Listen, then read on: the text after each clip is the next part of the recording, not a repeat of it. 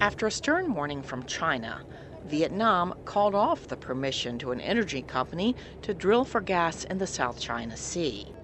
It is the latest chapter in the ongoing dispute over the world's most contested waterway that is believed to be rich in resources.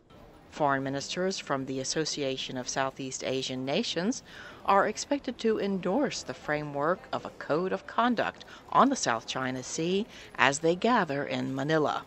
While the framework commits to cooperation over confrontation, it is also seen as bending to China's influence since it is not legally binding. The U.S. will continue to press for a dispute resolution mechanism and uphold freedom of navigation. Destabilizing actions such as Chinese land reclamation, construction, and militarization of disputed features makes it harder for the region to resolve these disagreements peacefully. Secretary of State Rex Tillerson wants to work with China on differences without leading to open conflict. Among them is stepping up pressure against North Korea. There is no future where North Korea holds nuclear weapons or the ability to deliver those nuclear weapons to anyone in the region, much less to the homeland. In doing so, we've sought to partner with China.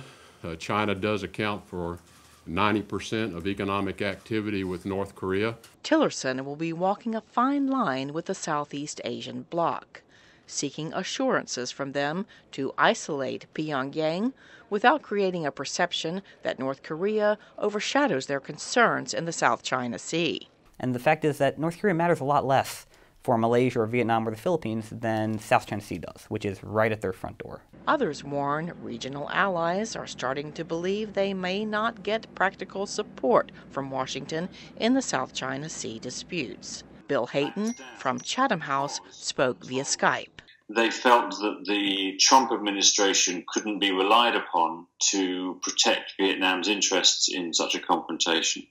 So I suppose this is a sign that governments in Southeast Asia are concerned that the Trump administration isn't interested in defending their interests. Besides maritime security and denuclearization of the Korean Peninsula, regional counterterrorism is said to be also high on the ASEAN agenda. For State Department correspondent Nike Ching, this is Cindy Sain in Washington.